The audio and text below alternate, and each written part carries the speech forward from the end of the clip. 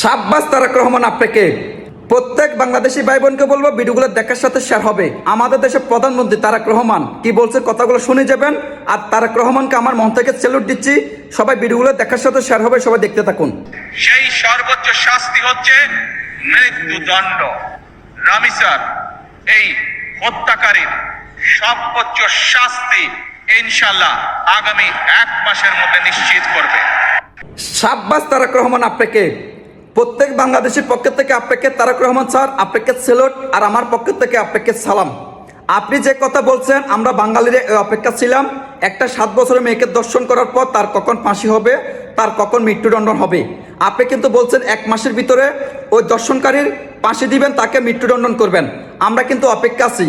যদি কথাগুলো সত্যি হয়, আপনি যদি তাকে 1 মাসের ভিতরে ফাঁসিতে ঝুলান, আমরা বাংলাদেশিরা কথা দিছি আপনাকে আমরা বাংলাদেশের মাথা তুলে রাখবো। কারণ আমাদের দেশে কখনো একটা দর্শনকারীরা কখনো ফাঁসি দিতে পারে নাই। আপনি যদি এই কানুন করেন, এই আইনগুলো পাশ করে দেন, আমরা বাঙালিরা কথা দিচ্ছি আপনাকে মাথা তুলে রাখবো। এই কথাগুলো বলার জন্য আপনাকে স্যালুট দিচ্ছি আমার পক্ষ থেকে। অবশ্যই বাংলাদেশি ভাই বোনেরা আমরা অপেক্ষা আছি। আমাদের বাংলাদেশের প্রধানমন্ত্রী তারেক রহমান বলছে 7 বছরের মেয়েকে যে দর্শন করছে তার 1 মাসের ভিতরে তাকে মৃত্যুদণ্ড দিবে। আমরা কিন্তু অপেক্ষা আছি।